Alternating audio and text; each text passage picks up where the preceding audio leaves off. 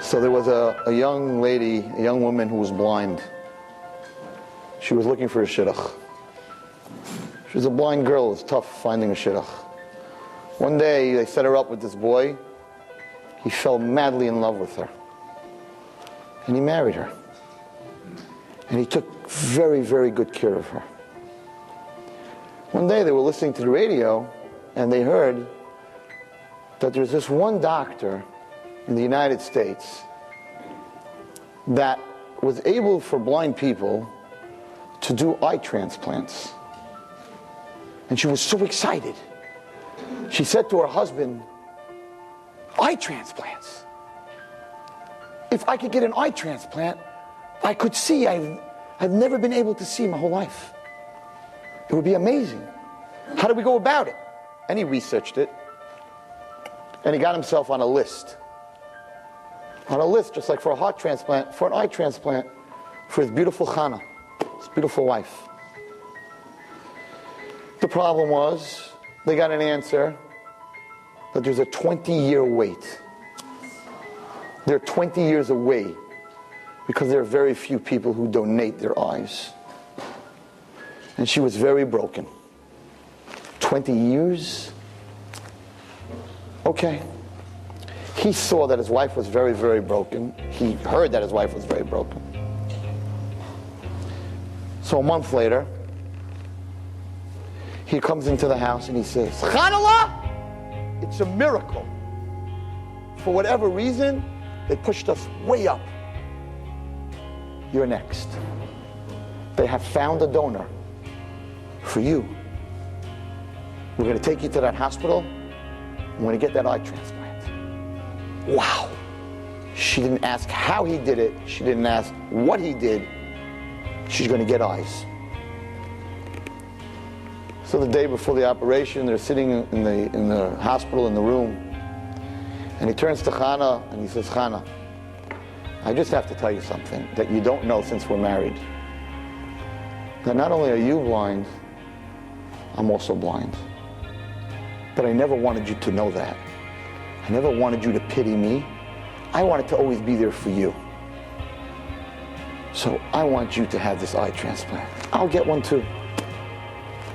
But I want you to have it.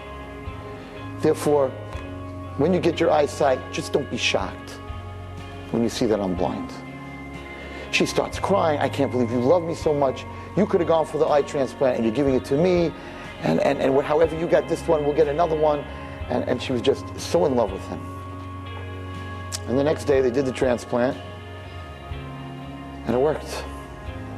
And for 5 days her eyes were taped. And finally when they took off the tape, she was able to see a little bit and more and more and more. And she saw Taka that her husband was blind. And she said, okay, he took care of me, now I'll take care of him. She thought that was how it was going to be. But what happened was that now was the first time she was able to see. She was able to see colors. She was able to see people. She was able to see the world.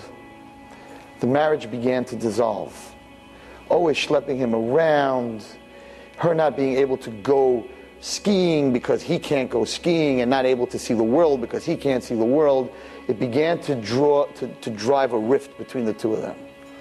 Till finally, the marriage was just not working. She didn't have the heart to tell it to him in person. So she called him one day. She said, Chaim, it's just not working anymore. I can't live with you anymore. I want a divorce. Chaim was like, what? Yeah, Chaim, it's just not working. I need to be married to someone who can see. I want to go see the world. I want to do things that you can't do when you're blind. I want a different life. He says, I can't really say I understand, but I guess I understand and I respect you, and if that's what you want to you want a divorce, we'll go to Beis Din, we'll get you a divorce, I'll pack up today, I'll get my stuff out of the house. And I guess, that's just the way, things are.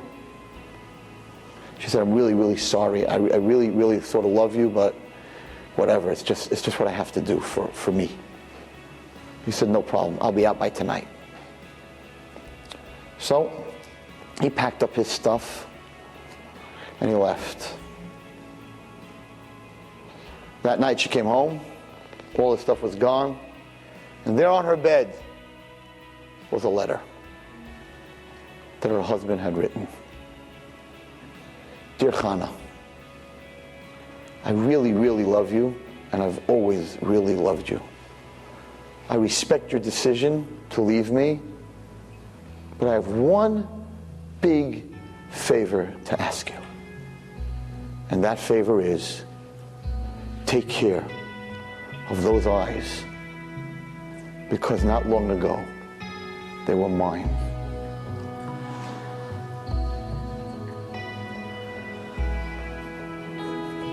Yeah, there was no more 20-year wait, because he gave her his eyes. What a story. When I heard it, I was crying like a baby. We're sitting here tonight before Rosh Hashanah. There's a pasuk in the Torah in Bereshis,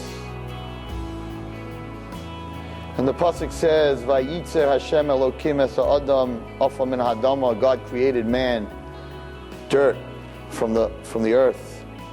Vayipach ba'apav nishmas chayim.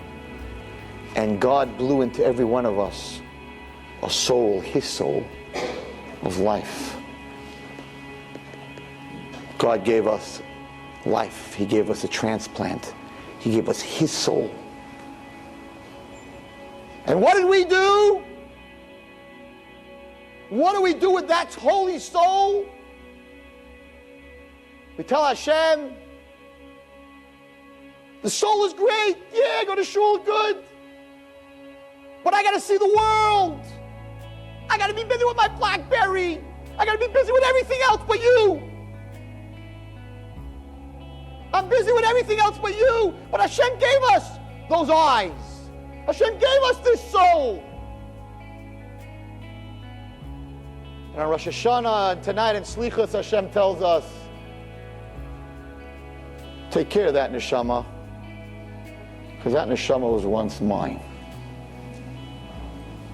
And we need to look into ourselves the night of Slichos and say, did we take care of those eyes that God gave us? In every one of us, He breathed a neshama. Or are we like Chana? We're so busy looking at everything else in the world, we don't even realize where life comes from. We don't even realize that life comes from HaKadosh Baruch Hu. Shedding a kippur is not a joke. Tonight, Slichos is not a joke. Tonight we begin to cry, I'm sorry. I can't believe what I did. You gave me your eyes. I used them to look at things I'm not supposed to. You gave me your feet, and I walked to the wrong things. You gave me your hands, and I touched the wrong things. You gave me the ability to eat and to taste, and I ate the wrong things, and I didn't make a bracha. You gave me a brain, and I'm busy putting you on trial, God, for all the things you did this year. Every part of me that you gave me, I abused. So Hashem writes a little card to us on Rosh Hashanah. What you're doing, you did, and what you're doing, whatever you're doing, you're doing. But that soul that you're carrying around, take care of it. That was once mine. If you're able to listen to all the tekiyos and to change what's going on inside your soul, then we're all going to be zeicha this year for that final tekiyah gedolah that we've been waiting for. Mashiach!